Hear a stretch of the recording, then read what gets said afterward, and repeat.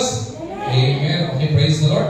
Okay, ang ating pong message series na buksan po ngayong pong buwan na ito ay pinamagatang po natin eager. Okay? Eager, embracing the church purpose with enthusiasm. Okay? Eager, embracing the church purpose with enthusiasm. Alright? So if you have your Bibles with you, I would like you to open your Bibles with me in the book of Colossians. Alright? Colossians chapter 3. Colossians chapter 3 verse 23. Okay? Hilingan ko po tumayo ang bawat isa bilang pagbibigay galang po sa pagbasa ng salita po ng Diyos. Okay? Colossians chapter 3 verse 23. Please do follow me with your eyes as I read the passage to you. Ito po sinabi, whatever you do, work at it with all your heart as working for the Lord, not for humans masters. Okay? Okay? Sabi po dito, basahin ko sa isang version. And whatsoever you do it heartily as to the Lord and not unto men. May the Lord be blessed sa pag-reading of His Word. So madali po tayong manalangin. Panginoon namin dakilang Diyos, maraming pong salamat sa buwan ng Pebrero, Panginoon, sa pagbubukas po ngayon ng unang linggo ng buwan na ito. Kami, Panginoon, ay pinagkalooban mo ng panibagong pag-aaralan, panibagong tatalakayin, Panginoon, na maaari pong makatulong sa aming paglago, sa aming pananampalataya. Kaya po ngayon po sandali pong ito, hiling po namin ang gabay, patnubay niyo po, Panginoon, sa amin. Samahan niyo po, Panginoon, kami sa pag-aaral ng iyong salita. At dalayan ko po, Panginoon, itago niyo po ako sa iyong likuran at gamitin niyo po ang instrumento upang ang iyong salita ay maihayag sa likuran ng pulpitong ito. Muli, Panginoon, itinatalaga namin sa pag-aaral ng iyong salita ngayong pong umagang ito sa pangalan ni Jesus. Amen. At Amen. Alright? Alright na po tayo mag-save. Again, ang ating pong pag-uusapan, ang ating pong tatalakayin ay pinamagatang po natin eager. Okay? Eager, embrace church purpose with enthusiasm. Eager. Ano po ba yung eager o yung character na sinasabi po natin na eagerness? I think eager is one of the character na kailangan po ng bawat isang nilalang. Ako naniniwala po ko yung eager is a positive, productive, progressive, and constructive po na character that every individual should desire and should have. Okay? Ito po yung isa sa pinakamagandang karakter, isang positibong karakter na maganda po na bawat isang tao o isang individual ay meron, at the same time, bawat isang Kristiyano, lalo tigit, ay meron po dito. Eager. Okay? Tingnan po muna natin yung kahulugan ng eager. Eager or eagerness, the world defines it as this one. The world defines the word eager as yearning. Okay? Or wanting to do something very much. Ibig sabihin, may marugdog na pagnanasa. Meron kang desire to achieve this thing. Meron kang yearning. Meron kang pagkasabik na gawin itong bagay nito. Kaya ang nangyayari, you become eager. That is how the world defines eagerness. Isipin po natin, ano? Isipin niyo po ito, mga kapatid. If eager or the word eager is a positive, progressive, productive, and constructive na character sa buhay po natin, hindi po magandang itong magkaroon ang bawat isang mananampalataya. At maganda kung magkaroon ang bawat isang nilalang ng eagerness. Bakit po? Isipin niyo po ito. Come to think of this, okay? Just follow me with this thought. If this character na eagerness, if a student, okay, as a student, magkaroon ng eagerness ang isang estudyante as a progressive character, ano po kaya ang magagawa ng isang estudyante?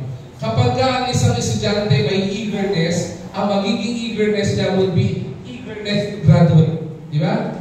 Ibig sabihin, ang isang estudyante kapag nagkakaroon siya ng goal para siya ay graduate. Imagine this, kapag ang isang individual, eager siya bilang isang empleyado o isang employee, anong mangyayari sa kanya? Magkakaroon siya ng eagerness to excel.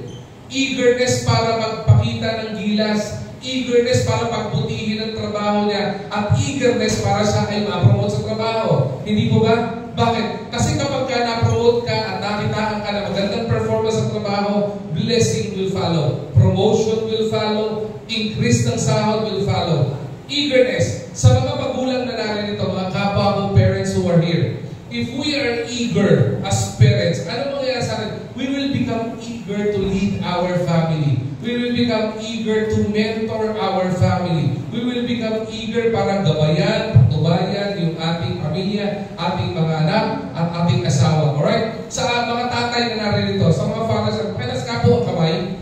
Meron ba ng tatay na kasama ko dito? Father, who are you? Pakilas po ang kamay. Yan. Sa ating mga tatay, if this eagerness would be inculcated in our hearts and in our lives, ano po ang magagawa natin? If we will become eager to work so hard, we will become eager to provide for our family, we will become eager to love our family, we will become eager to love our wife.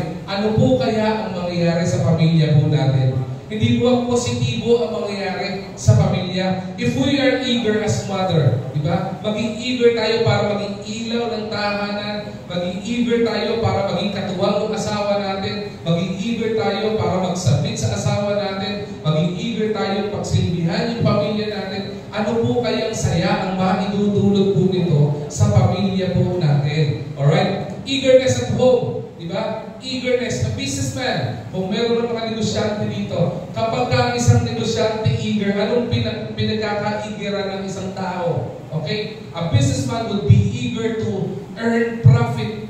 A businessman would be eager to earn more clients because more clients, more profit, at ang mangyayari po dito, more income pagdating sa kanya. Maganda po itong eagerness. Bakit? Kasi kapag ka po na-inculcate sa atin yung eagerness na karakter nito sa puso po natin, magmula pagkabata hanggang sa ating pagtanda at sa ating pag-edad, magkakaroon tayo ng yearning or wanting to do something so much.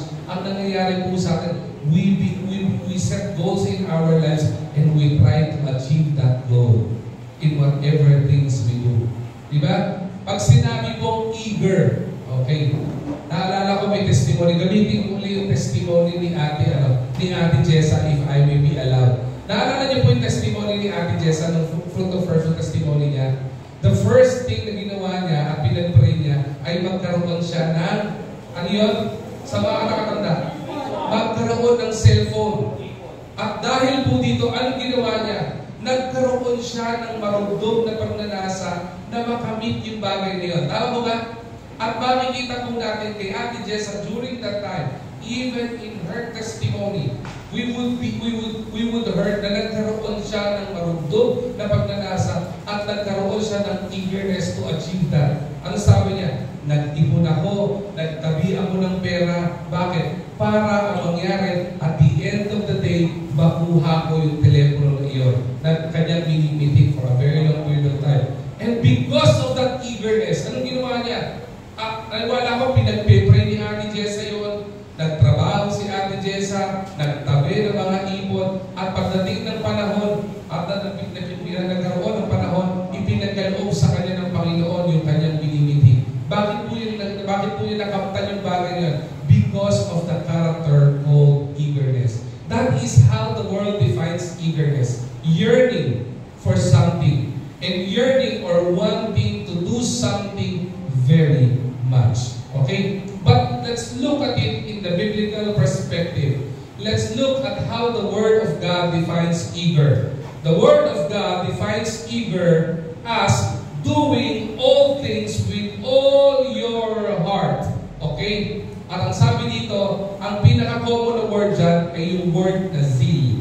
Buksan po natin, Bible po natin sa Book of Romans chapter 12, verse 11. Saan po pinaliwanag po kung anong ibig sabihin ng zeal o doing all things with all your heart. Ang sabi po dito, never be lacking in zeal. Okay? But keep your spiritual fervor serving the Lord. Okay, ulitin ko po never be lacking in zeal, but keeping your spiritual fervor serving the Lord. Ito po yung sinasabi ng eagerness when it comes to the Word of God. Ano po ba yung ibig sabihin ng zeal? Ang ibig sabihin po ng zeal, ito po yung tagline po ng message series na embracing the church purpose with enthusiasm. Pag sinabi pong zeal, ibig sabihin mayroong excitement, mayroong enthusiasm, mayroong kagalakan, mayroong katuwaan kapag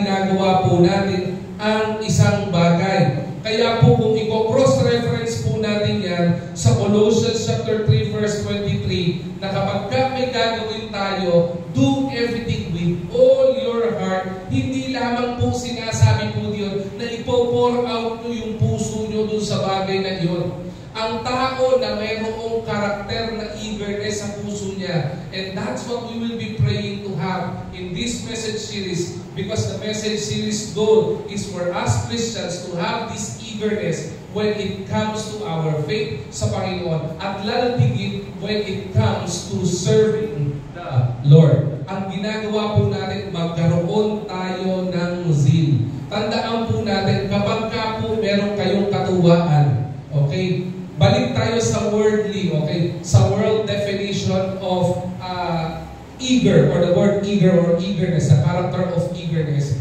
Kapag ka po itong eagerness in-apply natin sa mundo, ano po ang nangyayari? Ang tawag po dito, nagkakaroon tayo ng compassion. Let me use an example when it comes to work. Okay? Kapag ka ikaw, meron kang zeal sa work mo, anong nangyayari sa iyo? You have that compassion. You have that excitement. You have that enthusiasm to what? To wake up early in the morning. Mag-prepare ka ng gagamitin mo. Mag-prepare ka ng gagawin mo. At papasok ka ng maaga. Ni ayaw mong malit sa trabaho. Bakit? Kasi meron kang enthusiasm, meron kang excitement, meron kang kagalakan. At ang ginagawa mo dito, hindi lamang yung excited kang pumasok. Ang nangyayari, pagdating mo sa trabaho, ini-enjoy mo yung trabaho mo. Di ba? Ini-enjoy mo yung mga gusto mong ginagawa. Marami pong mga nagtatrabaho, nasa trabaho tayo, nakaupo tayo sa desk natin, kung tayo may office work, ang nangyayari sa atin, we just do what we need to do, and then iniintay natin sa computer natin, kailan ba mag-oras ng 5 o'clock o yung oras ng clock out ko para makalabas na ako. Mas excited ka pang lumabas kaysa sa pagtatrabaho. Anong nangyayari? Nawawala yung eagerness. Nawawala po yung eagerness. Kaya ano pong nangyayari po sa mga tao na nawawala ang eagerness sa trabaho? Dalawa lang naman po yan eh. It's either natatanggal sa trabaho or nag-resign sa trabaho. Tama po ba? Kasi pag wala ka ng gana, bakit ka pa nagtatrabaho doon? Hindi po ba? Kapag wala ka ng katuwaan, nagkagalakan doon sa ginagawa mo, bakit ka pa naroon? Kaya ginagawa ng iba, umaalis na lang basta, nagpapaalam na, nag-resign na. Ang pinakamasakit, kapag nawala na yung eagerness mo, even though the work you have right now ay alam mong biyaya ng Panginoon sa iyo, because the Lord is using that to provide na provision para sa pamilya mo, para may kainin ka, may panggastos kayo. Pero ang nangyari, dahil nawala na yung enthusiasm, nawala na yung excitement sa puso natin, ang nangyayari sa atin, we are no longer performing what we need to perform. So ang nangyayari, the company would just be forced to fire us out. Yun ang pinakamasakit. Hindi po ba? Listen to this carefully. Sa work, pwede natin gawin yun eh. Sa family, mahirap pong tanggalin yun eh. Sa family, hindi po pwedeng sabihin mong tinatamad ka na at napapagod ka na. Sa pamilya, hindi natin po pwedeng sabihin na tipong sawa na ako at wala na akong excitement. Kasi sabi ng Bible, malinaw ang Bible eh. If a man has put together, let no man put asunder. Hindi po pwedeng paghiwalay ni naman. Hindi po pwedeng paghiwalay ang pamilya o relasyon ng mag-asawa ng kahit anumang sitwasyon. Let no man put asunder. Huwag natin paihintulutan. Pero nangyayari po sa atin ito eh. Nawawala yung eagerness, napapagod ka na, tinatamaan ka ng pagkawalang gana, tinatamaan ka ng sabihin natin discouragement, tinatamaan ka ng mga bagay na contributing factor para mawala yung eagerness mo. Nakakalungkot po ito kapag ka isang tatay ng tahanan nawala yung eagerness niya to lead his family. Kapag ka isa ng ama ng tahanan nawala yung eagerness niya para magtrabaho and to provide for his family, ako nakakalungkot ang kalalagyan ng pamilya po natin. Nakakalungkot kapag ka yung tatay nawala ng eagerness para mahalin hindi lamang yung asawa niya kundi yung pamilya. Nakakalungkot po yun. Ganun din po yun, vice versa, kasama po ang nanay po doon. Hindi po ba? Kaya po maraming pamilya ang nawawasak kahit nabuo sila sa loob ng tahanan is because of the lack of eagerness. Marami pong tahanan nasisira. Bakit? Wala na gana sa loob ng tahanan ng pamilya.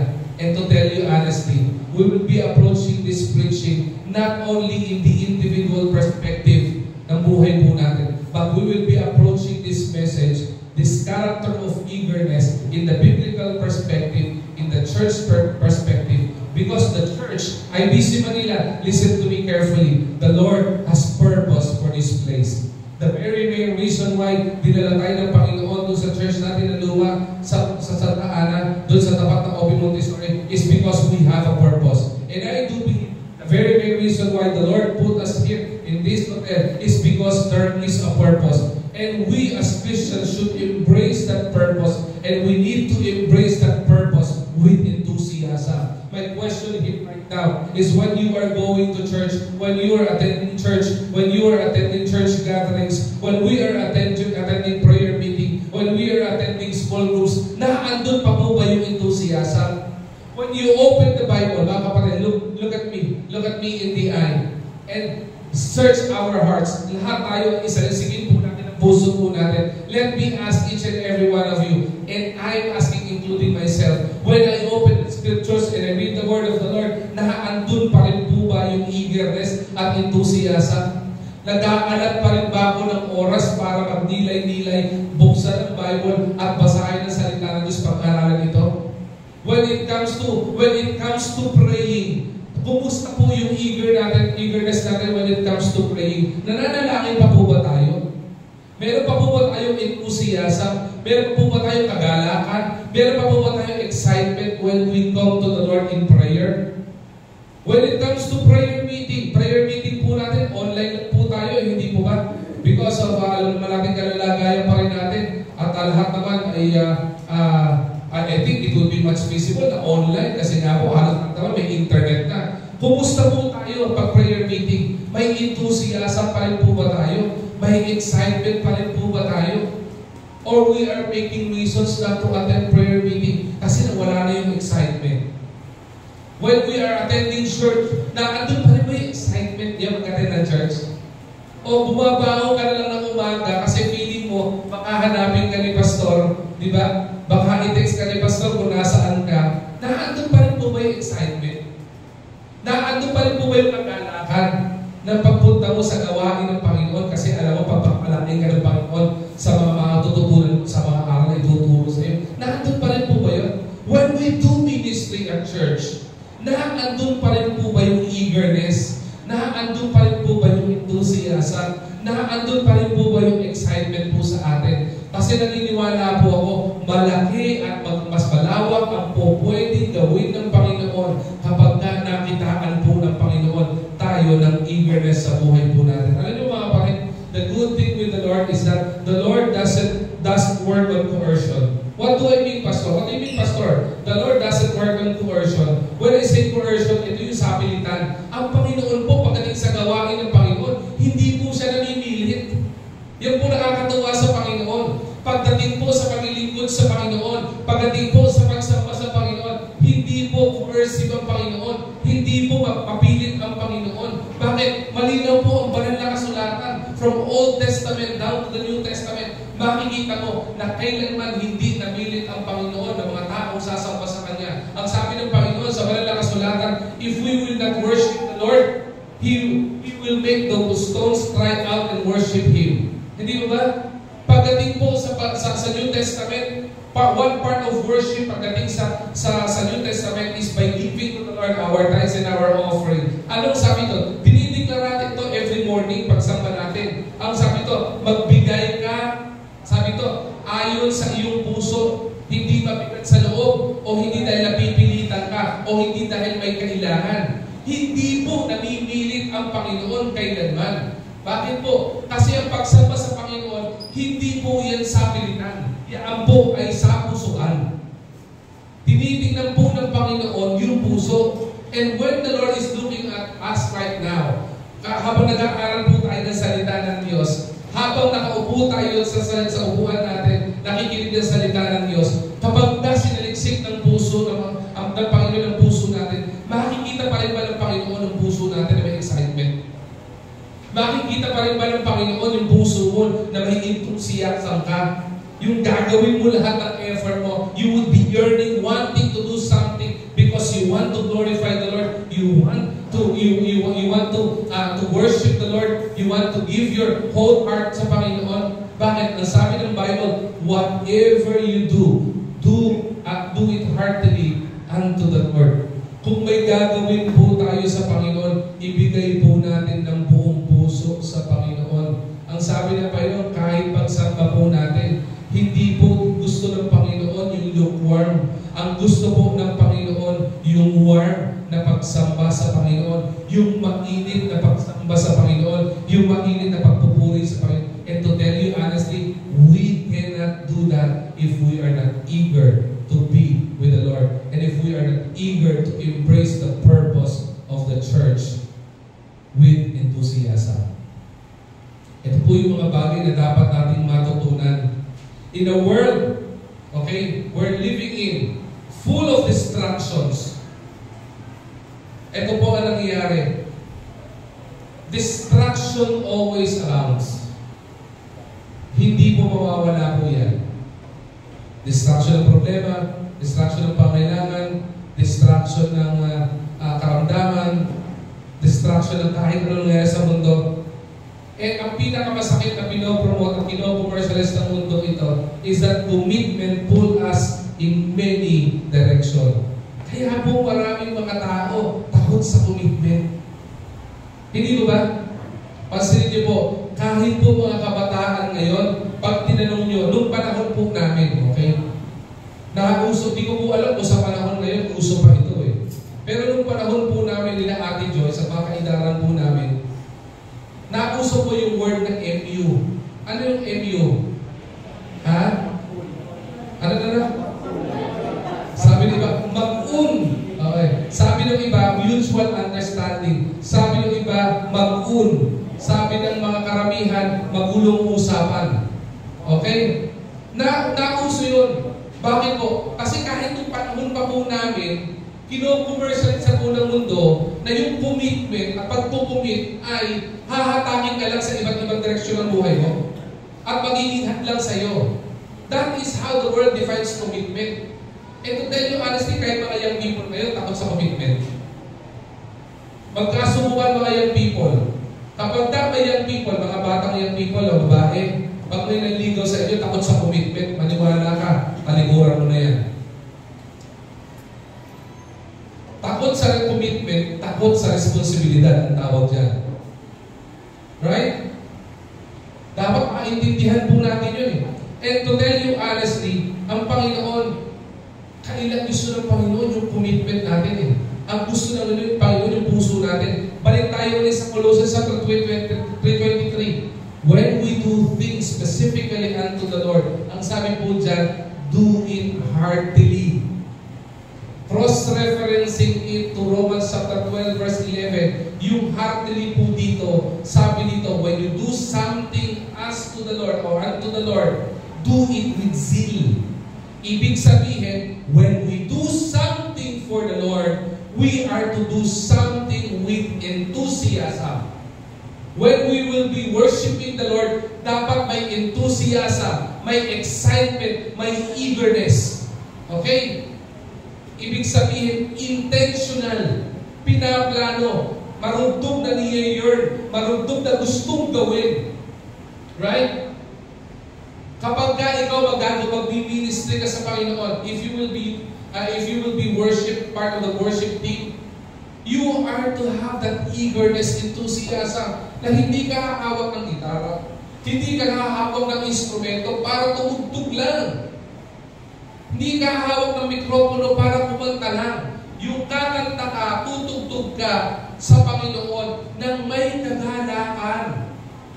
Kaya nga po, meron po tayong makikita mga praise and worship team na makikita ko bakit sila habang kumakanta, tumatanong sila.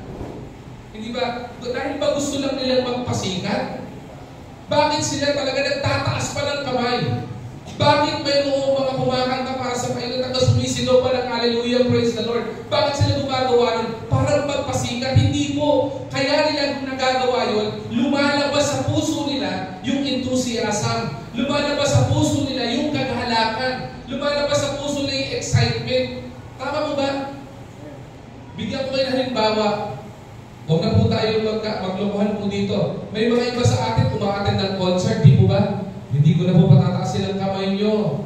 Okay? Iba sa inyo, umaattend ng concert, nagbabayad ng libo-libo, nagbabayad ng daan-daan. Tapos pagdating mo doon, punong-puno yung stadium, di ba? Tapos, countdown pa lang, di ba? Countdown pa lang doon sa screen, malaking screen. 5! Wow! Sumisigaw ka na. 5 pa lang eh. Sumisigaw ka na. 4! Talaga naman, lumulundag ka na. Marinig mo na talaga. Yumayanig na yung stadium eh, di ba? Pagdating 3, tapos pagdating ng 2, 1, paglabas ng mga performer eh, di ba? Kakaway pa ng high pants. Talaga naman, may mga nahihimatay pa. Di ba?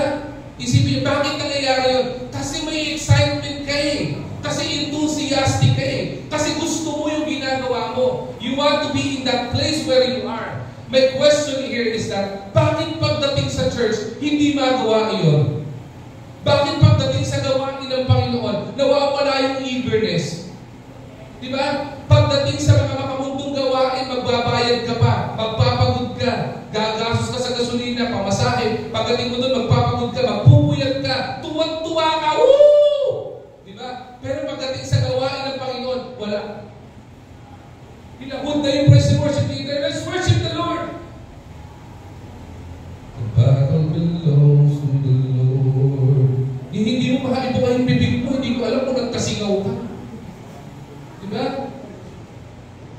Pero pagka, diba, yung concert ng Coldplay, talagang magiging cold ka na. Malapit ka nang mamatay. Mapuputol na litin mo. Sigaw ka na sigaw.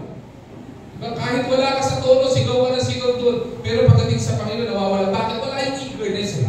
Right? Hindi po ako naninira. Ang gusto ko lang po dito at ang hamon ng Panginoon dito, sana po sa gawain ng Panginoon, mahalagay natin itong eagerness sa puso natin. Maniwala po kayo sa hindi. Malaki at malaki ang gagawin ng Panginoon kapag ka nakitaan ng Panginoon ng eagerness sa puso at sa mananampalataya. I've seen so many churches with members, not only pastors and workers who are eager in the work of the Lord, eager in studying the word of the Lord, eager when it comes to the work of the Lord. Nakakita ko kung paano pinanakit ng Panginoon ang gawain. Hindi lamang basta sa numero.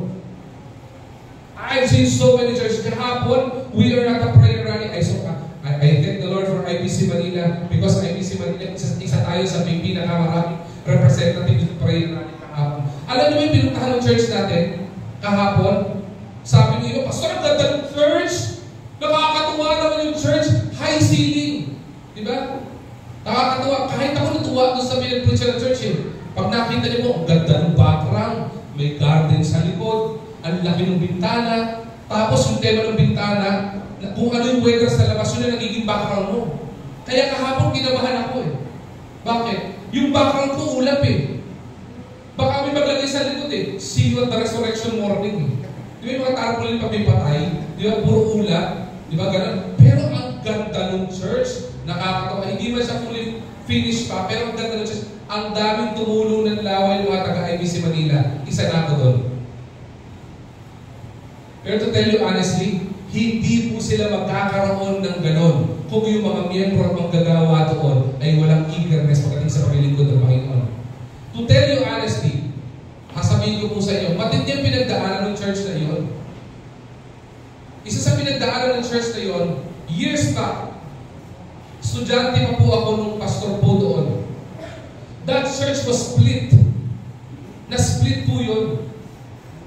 Dumaan sa matinding sakuna.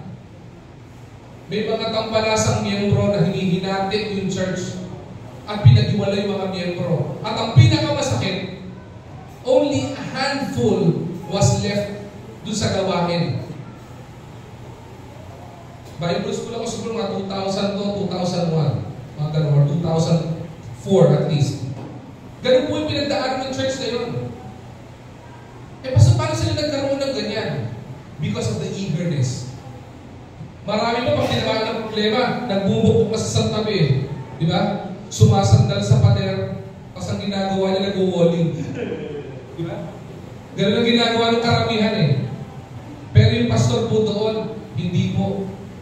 Nagpatuloy sa gawain kasama ng asawa at ng mga magagawa. Mahirap? Nako, napakahirap. I would remember the last time we were there, kausap ko yung pastor po doon, sabi niya, ginagawa pa yung church doon, sinabi niya yung testimony, Pastor, may blessing dyan. Ay ko, paano may blessing po dyan, ma'am? Sabi ng asawa, kinopay ko sa amin, meron kaming isang miyembro, professional na. Talagang mayaman na, ibig sabihin, dahil naging professional, may kapasidad na siyang yumaman. Pero ang sinabi niya, ang ipinangako niya ay ganito, hindi po ako magpapatayo ng sarili kong bahay. I don't know if the person is an engineer, architect, or whatever. Basta professional. Ang sabi niya, hindi po ako magpapatayo ng sarili kong tahanan hanggat ang tahanan ng Diyos hindi pa natatayo. Alam niyo kung bakit? Kasi lahat ng kinikita niya, majority of the income na meron siya, ibinigay niya lahat doon. Isa sa pinakamalaking contributor kung bakit nakita yung church na yun, yung tao na yun. I'm not saying na gawin nyo yun. Kasi hindi naman po tayo yun. Iba-iba po tayo eh. Pero ang gusto ko pong matutunan natin, yung enthusiasm at excitement ng tao na yun. Kasi yung enthusiasm at excitement ng tao na yun, may nangyari. May ginawa ang Panginoon. May nagawa ang Panginoon. Isipin niyo po ito. Kung yung problema na yun, dumaan sa tao ng church na iyon, tayo dumaan din naman. Yung Panginoon po nila, Panginoon din natin. Bakit yung meron sila, wala tayo? Isa lang ibig sabihin, baka dapat po din sila saliksikin na yung enthusiasm nila ay mas mataas sa enthusiasm natin. Ano sinasabi ko, Pastor? Ibig sabihin po ba tamad tayo? Hindi ko po sinasabing gano'n. Ang sinasabi ko lang, maging excited tayo palagi pagdating sa larangan ng gawain ng Panginoon. Di ba? The Lord doesn't work with coercion. But the Lord wants us to have that specific seal when we worship the Lord. Tandaan po natin, the main emphasis of this message series is for us, when it comes to the ministry and the work of the Lord, we will all work all things wholeheartedly. Kahit po sa maliit na bagay. Kapatid, sa gawain ng Panginoon, saan ka nakaintas? Nakaintas po sa paglalagay po ng tubig. Maging faithful ka sa paglalagay ng tubig. Saan ka inintas? Saan ka binigyan ng responsibility? Sa audio. Diba? Magpakatapat ka sa audio. Saan ka nilagay ng Panginoon? Sa drums po. Magpakatapat ka sa drums. Diba? Magpakatapat ka sa paglilingkod mo gamit yung instrumento mo. Diba? Saan ka nilagay ng Panginoon? Sa choir? Magpakatapat ka. Hindi yung kakanta ka lang pag nandyan ka. Diba? Pati sa practice, dapat andun ka. Yun yung excited. Sa sobrang excited ng iba eh. Walang practice na andun yung iba eh. Bakit po walang practice? Wala pong practice. Nandito po ako eh. Naku, nakakatuwa ka kapatid. Excited ka. Nakakatuwa po dati pag meron tayong kape tinapay at magandang balita. Nakakatuwa po iyon. Alam niyo bakit? Kasi meron tayong pagkakataon na walang kinansel ko po yung kape tinapay. Yung mga awaran nandun. Nahiya ako eh. Gusto ko sabihin, pasumili, tuluyan mo na nga yung kape tinapay. Nandun sila eh. Right? Ayun, speaking of kape tinapay at magandang balita, IBC Manila, with our enthusiasm, namumunga po yun. So, saan namumunga? Parang wala na po nakikita kung atin abutan po natin ng kape at saka tinapay. Wala po. Pero marami pong church nagpapaalam po sa atin para gayahin at gawin po yung ministry na yun. Hindi po ba't namumunga yun? Kasi nare-replicate po yun eh. Meron pong isang nagpaalam po sa atin, Pastor, pwede po bang gayahin po yung ministry na ginagawa nyo? Sa Tanay. Ginagawa po, iba-iba lang yung pangalan nila. Parang something uwak yung pangalan ng ministry. Nakakatawa, street evangelism din. Sabi ko, gamitin niyo po, wala nang pulot na may-ari ng ministry na yan. Di ba? Tapos meron po sa Bulacan, nagpaalam sa akin last week, Pastor, pwede bang gamitin namin yung idea ng kape tinapay at magandang balita? Aba, sige, gamitin mo. Wala naman ang may-ari niyan. Go ahead. Ginawa nila, ang ganda ng pangalan nila, title nila, Mainit na Kape. Ano yan? Triple M eh. Di ba? Alam ko lang, M&M's lang eh. Di ba? Si Ate Joyce kaya naging diabetic dahil sa M&M eh. Ito, 3 M. Di ba? Mainit na kape, ano yun? Masarap na tinapay, at saka magandang balita. Nakakaingit yun ah. Gagawin ko nga rin sa IBC Manila. Competitive ako eh. Lalabang ko sila. Quadruple ang gagawin ko. Diba? Mainit na kape, masarap na tinapay, magandang balita, para ang mga ulo na mga nasa paligid na walang laman ang tiyan, hindi mag-init. Tama? Kasi pag walang laman sa kurang, mainit ang ulo eh. Diba? Okay na yun. Kaya may blessing po tayo. Meron na tayong blessing ng percolator. Diba? Kita niya, may kape-kape na tayo. Kaya po natin lagyan ng kape na ganyan para maging maaga yung mga miyembro. Para kahit pa paano, maging excited pa lang yung mga miyembro. Para saan po? Paglingkod sa Panginoon, hindi po. Na-excited po ako magkape. Sarap po ng kape every Sunday. Kahit sa ganun pagkakataon, magkaroon tayo ng motivation. Pero ang pinakamagandang motivation po natin ay wala pong iba, kundi magkaroon ng eagerness sa paglingkod sa Panginoon. I'm looking forward na tayo ay magkaroon. Lahat tayo eh. Our church family thrives when each member brings the unique gifts together on the table. Bakit? Eagerness. Magkaroon tayo ng eagerness to contribute. Magkaroon tayo ng eagerness to grow. Magkaroon tayo ng eagerness to mature in our faith. Magkaroon tayo ng eagerness to love and encourage one another in Christ. Ang sarap po ng gano'n, no? Magkaroon tayo ng eagerness to minister. Magkaroon tayo ng eagerness to put up Bible study or small groups. Magkaroon tayo ng eagerness in learning sa salita ng Diyos. Magkaroon tayo ng eagerness when it comes to serving the Lord. Napakasarap po ng bagay po na yan. E ngayon po, bilang introduction, 4 na bagay po ang gusto ko pong ibahagi po sa inyo. At mabilis lamang po ito. Because ito po ay ididetali po natin sa mga susunod pa po nating pag-aaralan. 4 na hamon po ng Panginoon sa atin. IBC Manila, 4 na hamon sa atin, IBC Manila, ng Panginoon when it comes to eagerness. Una, ang gusto po ng Panginoon sa atin, magkaroon tayo ng zeal, magkaroon tayo ng enthusiasm, magkaroon tayo ng excitement, magkaroon tayo ng compassion, magkaroon tayo ng passion, at i-recognize na natin ang paglilingkod natin sa ultimate Savior natin, at yan ay walang iba kundi ang Panginoon. Again, 4 na bagay. Unang bagay na dapat maging eager tayo is maging eager tayo to evangelize. Ano po ang sabi ng Mark chapter 16 verse 15? He said to them, "Go into all the world and preach the gospel to all creation." Maging hamon po sa atin ito. Madalas na po natin pinag-uusapan at tinatalakay po ito.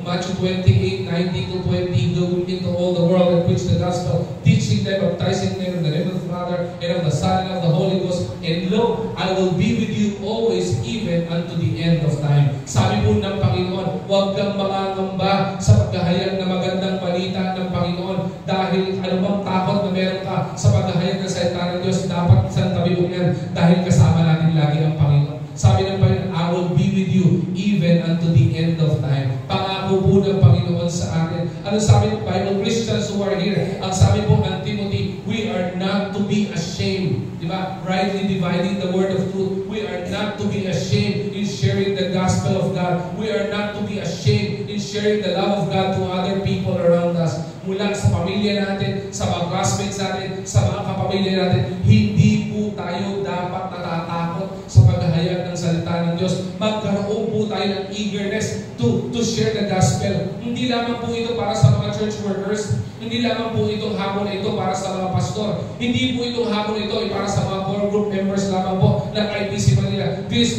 This is the challenge of the Lord to all and each and every members who are here ng IBC Manila na magkaroon tayo ng eagerness. Kapag ka-eager ka, excited ka, hindi mo papalagpasin yung araw na hindi mo nakakagawa ng anong bagay na makakapag-contribute para ma-achieve mo itong goal na ito. Right? Tama po ba?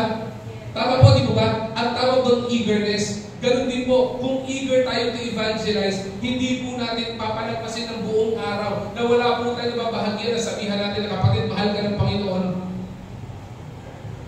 Ang eager na tao to evangelize, kahit telepono pwedeng gamitin para i-evangelize. Diba? Mahalo ba mag-post ka ng Bible verse, sabihin mo, kapatid, I just want you to know, the Lord loves you so much. Alam mo kapatid, kailangan mo Panginoon. Alam mo kapatid, kailangan natin ng Panginoon.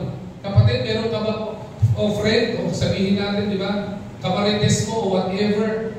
Alam mo ba, mahal ka ng Panginoon. Meron ka bang kailangan na ipag-pray? I just want to pray for you. Di ba? Magkaroon ka ng eagerness to evangelize.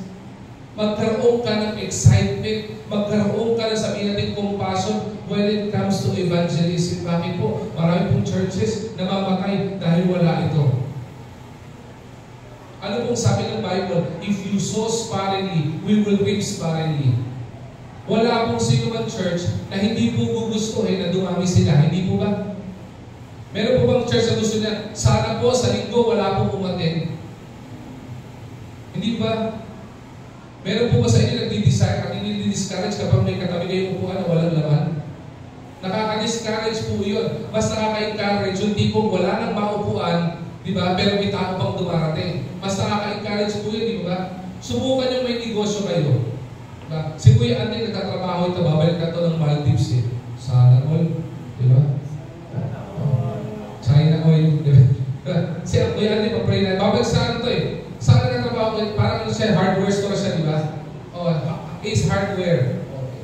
Sinabi pa natin, Ace Hardware, baka naman. Okay? Sige. Sabi natin, nagtatrabaho siya doon. Medyo high-end na hardware store to.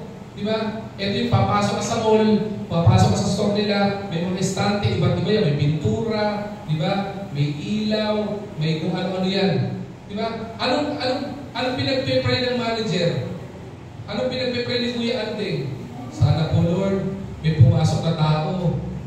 Kahit po hindi mo na bumili. Basta may pumasok na tao. Bakit? I'm pretty sure yung mga promotizers nila kinukotahan ng mga produkto na naandun. Tama po ba? At kapag ka may tao, may posibilidad na sila ay mabudol. Tama ba? May posibilidad sila ay bumili. Kailangan ng tao. Tama? Ganun din po sa church eh. Ang church na walang tao, ibig sabihin na mamatay yung church. Ngayon, pag wala ng tao yung church, patay na yung church. Pag walang tao yung church, matakot kayo. I-text si pastor. Pag sumagot si pastor, praise the Lord. Pag hindi sumagot, kapatid, malungkot ka, naiwang ka, nag-rapture na. Pero ang problema, hindi pa nag-rapture. Ang karamihan ng churches, na-rapture na. Bakit? Nawala yung eagerness eh. Diba? Nawala na yung eagerness eh. Alam niyo, magsasara kahapon, na magkaroon ng eagerness to evangelize, yung bang gagawa ka ng paraan para maibahagi mo yung magandang balita ng Panginoon. Ngayon, hindi na nga po nakakatakot eh. Gawin mo, capturein mo yung John chapter 3 verse 16. Copy mo, nag-google na nga yan eh. Ipadala mo sa mga nasa messenger mo. Eagerness to evangelize. Pastor, takot po ako mag-share ng gospel. Pastor, hindi po ako marunong mag-share ng gospel. Pastor, wala po akong kaalaman. Pastor, no right po ako eh. Paano po akong mag-share ng gospel? Let me encourage you with this story. I would remember one story, pero itong tao na ito ay tinaguri ang no read, no write. Ibig sabihin, hindi marunong magsulat, hindi rin marunong magbasa. But I tell you, listen to this carefully. I tell you, dun sa church kung saan nandun itong tao nito, siya may pinaka maraming nadalang kaluluwa sa Panginoon. Talaga, pastor? Ang dami dun sa church, professional. Ang dami dun sa church, executive. Ang dami dun sa church, may pinag-aralan. Yung iba doon sa church, grabe. Hindi lang isang course, may master at doctorate degree pa.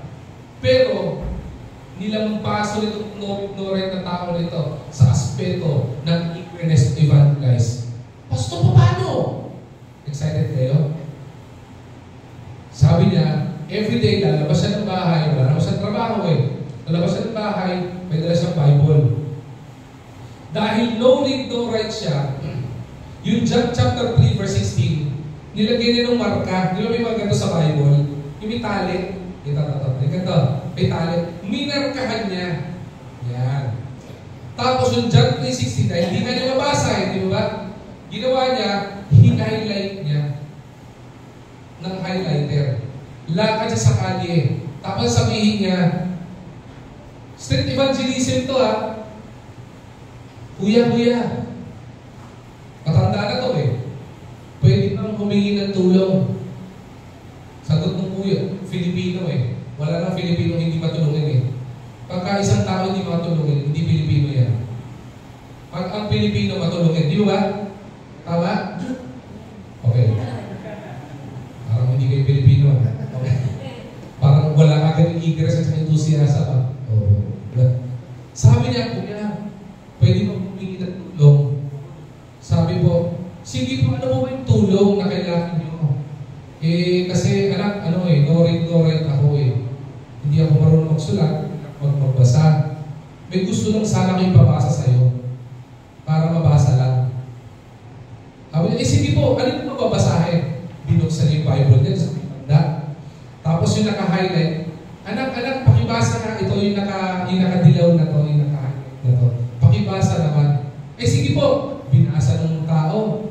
Sabi niya, for God so loved the world that He gave His only begotten Son, that whosoever believe in His name should not perish, but have everlasting life.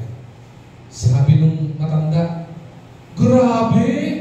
Ang ganda pala nung laman ng verse na yun, Ibig sabihin pala, mahal tayo ng Panginoon. Unknowingly, sineshare nila ng gospel yung tumulong sa Kanya. Hanggang sa maikling kwentuhan, sabi niya, alam mo, anak, kailangan natin ng Panginoon, di ba? Opo, tama po kayo, tama po. Kailangan natin ng Panginoon. Alam mo, simple gawin natin Manampalataya sa Panginoon. Tanggapin natin siya bilang sariling tagapagis sa ating buhay. Tapos ang gawin natin, sumulong natin sa mga kasalanan natin. Panginoon na magtutuwid, bibigyan tayo ng kalayaan. Di ba masabi may gano'n? Sabi nung tinutulungan niya, opo, tama po. Pwede ba mag-pray tayo? Tanggapin natin ng Panginoon. Di ba? Libre naman ito sige po, pray sila.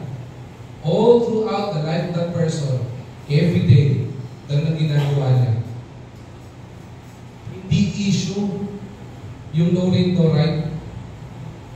Hindi issue yung edad.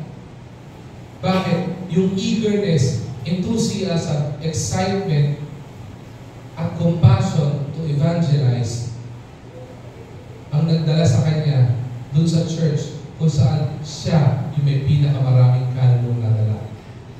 IBC Manila, I've been praying for one soul na ganun sa IBC Manila. Ang dami sa atin, professional. Ang dami sa atin, hindi lang English at kaya yung ibigkas sa salita. Iba sa inyo, kaya magtagalog. Iba sa inyo, habang nagtatagalog, nagtsatsaba ka, galing nyo di ba?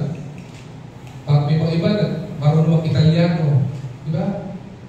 Iba-iba pa lingwahe kayang sabihin. May mga Bicolano dito, di ba? Isipin mo, may Bicolano, di ba? Sabihin mo, Bicolano ka, di ba? Pakitranslate ngayon dyan, translate sa Bicol. Ganda pala sa Bicol na, Pero isip nakapag-share ka na ng gospel, isipin yung mga bagay.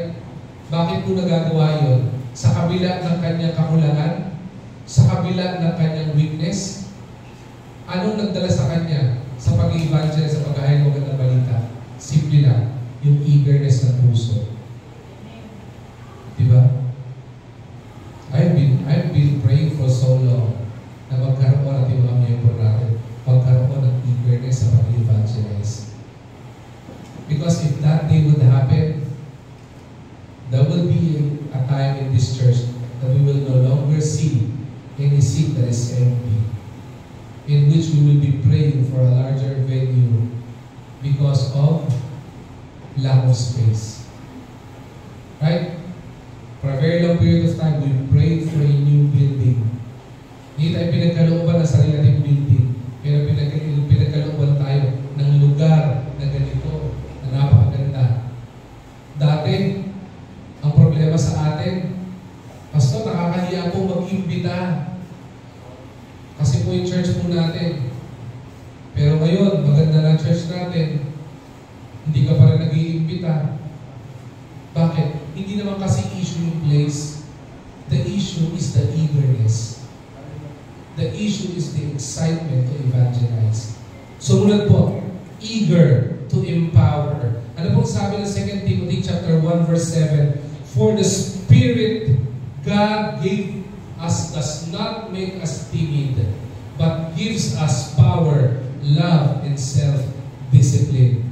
Sipin niyo po, the Spirit of God, anong binigay ng Panginoon sa atin? The Lord gave us power. The Lord gave us, sabihin po natin, love. The Lord gave us self-discipline. Ay, pinakamaganda, ito po ginagawa po natin sa church po na ito. Ginagawa po natin, sa mga kalalakihan, i-invite po namin kayo. Meron po tayong dalawang mentoring sa church na ito. Isa kasama yung mga pastors and workers ng church na ito. Meron tayong monthly na tayo po ay inuman, ay hindi pala inuman. Monthly kainan / mentoring. Bakit po? Natututo, sama-sama nag-aaral, sama-sama nagpapalakasan ng pananampalataya para mas maging kagamit-gamit sa gawain ng Panginoon. At pagdating po doon, anong ginagawa? Tinutulungan po natin ang bawat isa para tayo po ay maging kagamit-gamit sa gawain. I would remember kahapon, nagpa-practice po ng praise and worship sa church, sa kabila po. Napitan ako ni Brother Erwin, Pastor, natutuwa kay Brother Erwin eh. Ang tindi ng enthusiasm niya eh. May trabaho, may pamilya, pero nililid niya yung praise and worship team doon. Sabi niya, Pastor, may plano po kami sa praise and worship team. Sabi ko, maganda yan. Gagawa po kami ng schedule, ganito po gagawin namin, ganito po gagawin namin. Tapos, mag-schedule po kami ng mga tutugtog. Grabe, mga tutugtog na, no? Kasi sabi, nagme-mentor na sila, tuturo na sila ng mga young people o mga instrumentalist. Tapos, mag-schedule po tayo. Tapos, papa-approve ko po sa inyo. Ay, okay lang na makita ko, pero kaya mo na yan. Go ahead, I trust you. Anong tawag doon? I empower him. Because he was assigned for that duty. Alam mo po, sa biyaya ng Panginoon, and with the prayer of the church, gagawin niya yung nararap at dapat na makakatulong para lumago ang gawain ng Panginoon. Ang tawag doon, ini-empower. And to tell you honestly, we cannot be as a church if we are not given by the Lord the empowerment. Hindi po ako magiging pastor kung hindi po dahil sa biyaya ng Panginoon. Hindi po tayo mapupunta sa church kung hindi po sa biyaya ng Panginoon. Hindi po tayo magkakaroon ng mga ganitong mga ministry kung hindi po dahil sa biyaya ng Panginoon. Bakit? We are empowered by the Lord. Pero tandaan po natin, we are empowered by the Lord to empower others. We are taught by the Lord to teach others. We are blessed by the Lord to be a blessing to others. Tandaan po natin yan. Kaya magkaroon po tayo ng eagerness to empower. Bakit? Kasi kapag natuto po tayo mag-eager to empower, matututo rin po tayo magkaroon ng eagerness to teach. Magkakaroon din po tayo ng eagerness to mentor. Magkakaroon po tayo ng eagerness to train. Para po sa mga magulang po yan. Sabi ng Proverbs, train up a child the way they should go. From when they are old, they will not depart from it. Mahirap po magturo.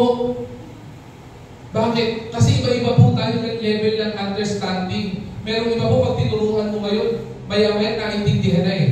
May iba, 20 minutes ko na tinuturo, hindi pa natututunan. Pero tayo po, hindi po tayo titigil po doon. We are trained or we are to be eager to empower. We are empowered by the Lord to empower others. We are taught by the Lord the gospel of Christ for us to share the gospel of Christ to others. We are blessed by the Lord by the blessings of meron tayo, to be a blessing to others. Ang tawag po diyan, we are to be eager to empower others. Ibig sabihin, encourage mo. I will remember our young people. Promote ko na rin po ito. Yung mga young people po natin, itong taon na ito, nagkaroon po sila ng youth service kahapon. Every Saturday na po nila gagawin po ito. Pero I tell you, hindi po ganun kadali Nakita ko po pinagdaan ng mga young people natin, kila Pastor BJ. Dati okay yan eh. Alam niyo mga hippie-hippie, ganun po kay Pastor BJ. Sa sobrang stress sa mga young people, si Pastor BJ panord na. Diba? But, parang sinabi ko na rin kahapon sa nanto preaching sana. But kidding aside, hindi po ganun kadali eh. Let's be honest. Lapit sa Pastor BJ tsaka yung mga leaders ng youth natin, Pastor, wala po muna tayong youth service. Ay, ito bakit? Mag-meeting po yung mga young people, yung core ng youth. Okay, that's good. That's good. Ano gagawin nyo? Magpaplano po kami para sa youth service. Oh, that's good. Lahabo ng January, kalagit ng January. Kumusta na youth service nyo? Wala pa rin po. Bakit po? Dahil wala po mga young people, kami-kami pa rin po, mag-meeting po kami. Patapos na yung January. Tinatanong po, wala pa rin yung service. Bakit po ganun? Wala pa rin po yung people. Kami mag-meeting pa rin po kami. Sabi ko sa kanila, tigilan nyo na yung meeting na yan. Nagkukwentuhan na lang kayo. Wala na kayong ginawa kundi mag-andik chicken. Hina-high blood ka na, Pastor BJ. Sabi ko sa kanila, tuloy niyo yung people. Tuloy niyo yan. Kaya niyo yan. Sa biyaya ni Lord, kaya niyo yan. Ilan kayo? Bilang si Pastor BJ. I have two hands, the left and the right. All them high, so... Pastor, problema po, hindi po yung kanta namin, Pastor. Anong kanta namin? Close open, close open. Bakit gano'n? Yung young people po, aatin, hindi aatin. Kaya kanta po namin, close open, close open. Diba? Kaya po yung fellowship din natin dati, believe it or not, ginagawa ko lang po katatawaran, pero nulungkot po ako nito eh. Yung youth service po natin, gano'n din po eh. Close open din ang close open eh. May youth service, close open, close open. Kaya yung youth service, hindi rin lang schedule. Sabi ko kay Pastor BJ, kailangan yung Diyos, tuluyan niya. Ay, kung paano ba i-encourage ko ito mga to? Ay, kung kaya niyo yan. Sa biyaya ni Lord, kaya niyo yan. Ilang kayo? Bilang sin ulit. Pastor, 10. Bilang kayo ulit. Ay, hindi pala, Pastor. 12 po pala kami. Okay, 12. Eh, kung Lord, paano mo po ba i-encourage itong mga to? I would remember meeting, ang core meeting after the first fruit, inausap ko yung 2. Tuloy niyo yan.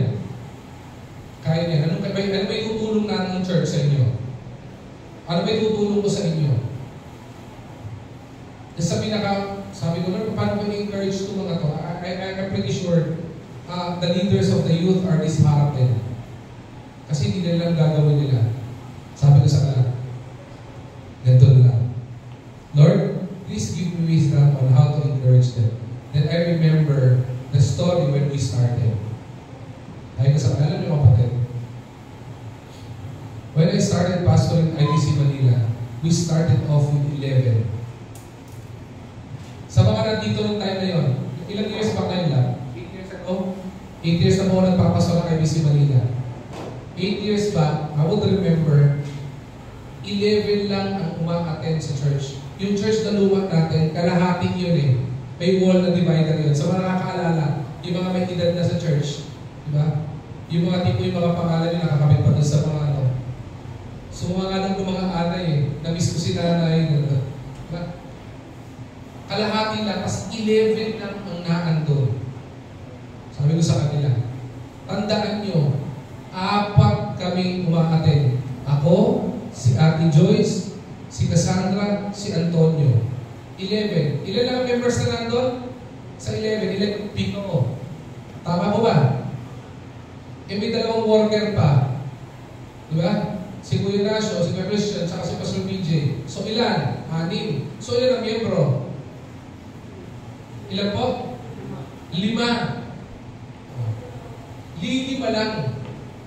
Sabi ni Pastor James, I would remember years back, pinatawag niya ako sa campsite. Then, sakit ka sa campsite. Sige po, Pastor. That time, iniikutan na ng pastoral staff yung church kasi wala nang pastor noong time na yun. Kasi pastor doon sa kasakit eh. Sabi ni Pastor James, Pastor, good afternoon po. Ito sa hot afternoon, summer. Sabi na, Dens, tayuan mo Manila. Ikaw magpastor. Napaupo ako eh. Pastor ako po. Pag siguro sinabi sa akin, pastoran ko, maraming church o maraming miyembro na, malamang, hindi na ako magkatubili, hindi po ba? I wouldn't be a hypocrite to tell you honestly kung naramdaman ko nito ng time yun. Sabi ko, talaga pastor? I would remember vividly, ito sinabi ni Pastor James, Pastor, okay lang po ba? Kasi po, nung last na-preach ko po dun sa church na iyon, 11 lang po, ito lang po yun. Kasama pa kami. So, 5 na lang po ang miyembro. And with 5 members, everything is depleted. Finances depleted. Diba? The building is starting to be depleted. Lahat eh. Pastor, okay lang po ba? Ibalik po natin sa IBC muna. Lahat ng 5 miyembro. Ikukumit ko po sarili ko. Susunduin ko po yung 5 miyembro. Kasi gawin po natin doon, may eagerness to empower pa, diba? I-empower po muna natin sila. Diba? I-encourage natin itong mga to. Makapagpunta po tayo ng Bible studies, then we establish the Bible study again, then we establish the church. Sabi po ni Pastor James, no. Tayo ano? Pagpastoran ko. Ako po, hindi po matigas ang ulo ko eh. Sabi ko, sige po. Pero pababa ako ng Tipolo, munti kong ilaglag yung sasakyan ko sa bangin eh. Tumabi ako talaga sa bangin. Pagtabi ko, nagpray ako, Lord, talaga po, ang hirap po magpastor ng lilima lang. Ang hirap po nung gano'n. Maniwala kayo kahit po yung sound system eh. Di ba ako Ignacio? Sound system eh. Mas malapad pa yung braso ko eh. Isang amplifier. Yung mikropono, may matinding pagkilos ang Holy Spirit. Bakit? Pag hawak ko, nag-ground ako eh. Nag-ground to ah. Kaya pa nag-preach ako doon, so siya lang mag-preach doon. Paano? Nakaganon yung daliri. Paano yung mga kapatid? Bakit ako nakaganon? Nag-ground ako eh. Tapos wala naman lumalabas sa tunog. So wala nandun mga sa ating elder, nandun yung time na to eh. Tapos sabi ko, sige, praise and worship kayo, tugtog tayo, pakanta tayo. Hindi ko makita si Pastor BJ. Si Pastor BJ lang instrumentalist eh. Nasa si Pastor BJ? Nasa gilid ng pulpit. Nakaupo sa upuan ng labahan. This is how miserable the church is. Sa upuan ng labahan. Tapos yung keyboard na dala niya, yung keyboard na tinutugtog niya, 1/4 lang nito. Saan pa niyan? Keyboard po. Alam ko, mukhang laruan na. O sige, tugtog tayo, kanta tayo. A pure heart, that's what I long for. Pwede ko nagkakamali, King of Sion. Tugtog ka. Pero ba to? Wala. Meron ba? Palagay ka na. Yan. Ito, key of D.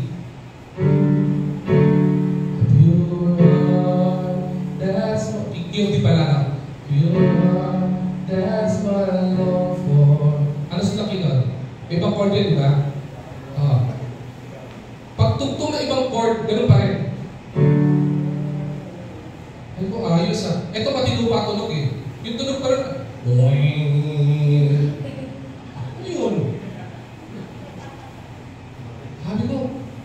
puro yun lang ang key. Sabi ko, kaya pala nung kumakanta sila, wala sila sa tono. Isa lang ang key ng keyboard. Keyboard talaga yung problema. Sabi ko, ay Lord, paano ba naman ito? Then, regularly ko sa pasyon. Pasyon, ano gagawin ko? Kami niya, Dens, tandaan mo, kung ikaw yan, hindi mo kakayanin. Kaya tandaan mo, kasama mo ang Panginoon. Wow! Kasama ko si Lord. Pero pag uwi ko na naman, walang pambayad ang upa, kasama ko si Lord. That's the reality. gagawin ko? Huwag ka mag-alala. Hindi mo lang kasama Panginoon. Naandyan ang pastoral staff. Ay, kasama pastor, kanya-kanya kayo yung church eh. Hindi, pinapanalangin ka namin. I need your prayers, but we need cash. Diba? And we also need souls. Lahat ng kahit matatandang pastor na marami na sa akin pinakinggan ka. I even talked to my brother-in-law who is a pastor. We invited him as one of our revival speakers. Sabi niya, bro, alam mo, natutunan ko sa ministry ng pastor ako. Sabi ni Pastor Kenneth, huwag mong iaasa sa activity in church. Layo kang paasa sa sinasabi ng Panginoon. Kasi Panginoon, salita niya magpapalakas sa iyo. Hanggang ngayon, pinag-ahawakan ko yun. Kung walang nag-usap sa akin ng ganun, malamang wala kayong pastor ngayon. O iba ang pastor ngayon. And then so on and so forth happened. Suddenly, out of the blue, walang instrumento. I would remember one Sunday, I'm so discouraged. Ako yung tumutugtog ng gitara. Ako yung opening prayer, speaker, offering, lahat. Tapos nagpapakanta ako, walang kumakanta, lahat patamlay. Walang eagerness eh. Kaya naroon ako sa Brother Erwin kapag siya walang kumakanta eh. I step on the pulpit, go back to my car and pray. Hindi ko alam kung ginawa ng church. I think the church prayed as well. Literally walked out. Ayaw kasi mag-preach. Yung masama yung puso ko eh. Ayaw ginawa ng Panginoon. Ayaw Panginoon, anak, ako bibigay sa iyo ng kapangyarihan. Kasama yung mga pangailangan, kasama lahat ng bagay. Nagdala ng praise and worship leader, walang instrumento. May isang miyembro, hindi natin miyembro, kinausap ng Panginoon, nag-donate ng 100,000. Sabi ko, yung kalahati, deposit. Kalahati, punta tayo ng Raon. Kaya nasyo kasama ko rin eh. Kaya ko, so, sama mo ako. Raon tayo. Bakit po? Bibili tayo ng lahat ng instrumento. Sabi ni Goy Naso, yabang naman ni Pastor. Bakit? May nag-provide eh. Panginoon ang nag-provide. And so on and so forth. You know bakit? Because we are empowered. If Pastor James didn't empower me, I wouldn't be here right now. If the Lord, most of all, if the Lord doesn't empower us, we wouldn't be here right now. Third, pangatlo po, pag-usapan ko sa ulit, eager to engage in ministry. Eager to engage in ministry. Ano mong sabi ng Bible verse na ito? Romans 12 verse 11, never be lacking in zeal, but keep your spiritual fervor serving the Lord. Huwag mawawala ng enthusiasm. Huwag mawawala po yung excitement sa paglilingkod. Kung meron mong kang talento, may pinagkaloob sa iyong Panginoon na skills o gifts sa iyong Panginoon, huwag mong panghihinawaan na ipagamit yan. Wala pong isang tao, tandaan po natin, we are not given by the Lord gifts na hindi po niya pagagamit. At kapag kung meron tayong gift ng Panginoon, yan po ay dapat ginagamit. At yan po ay ginagamit with excitement. Ano po yung una? Na dapat eagerness ng isang church.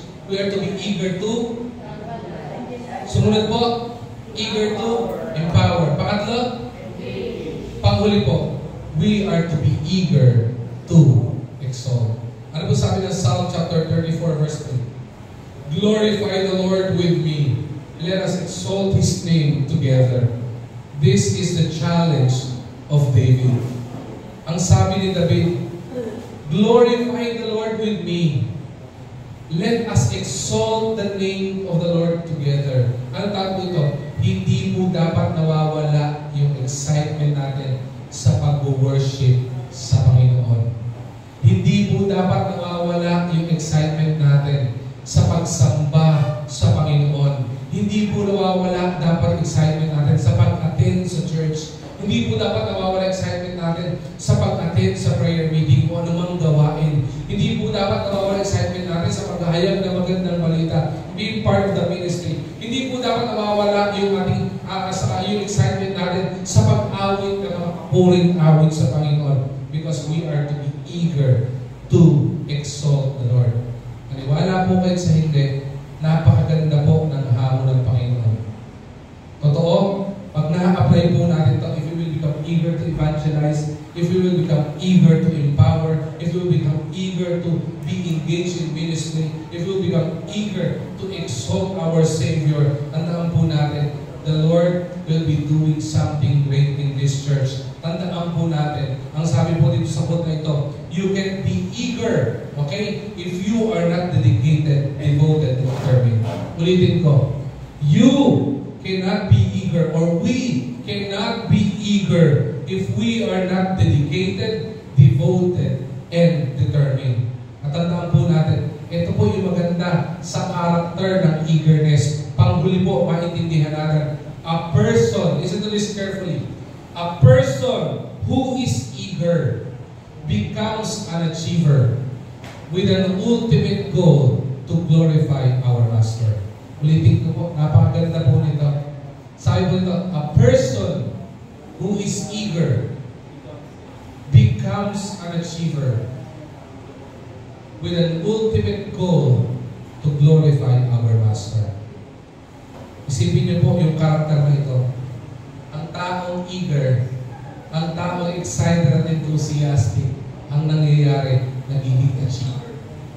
Gusto niya naging excel. Gusto niya may nakakamit.